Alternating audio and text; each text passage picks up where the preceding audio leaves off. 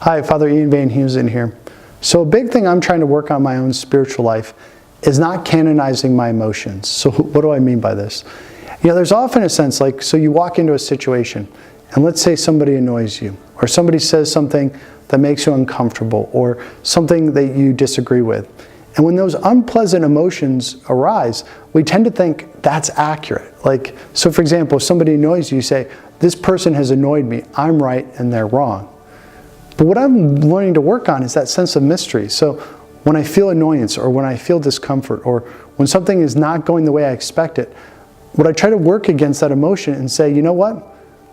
Perhaps I'm completely wrong on this. It's that habit of conversion. So I'm not going to trust my emotions on this. I'm going to acknowledge my emotions. I'm not going to repress them. But at the same time, I'm not going to canonize them. When it comes to our emotions, they're kind of like getting the viewpoint of another person. It sounds kind of funny, right? Imagine that. Your emotions is like getting the perspective of another person. You want to listen to that other person. You want to get that input.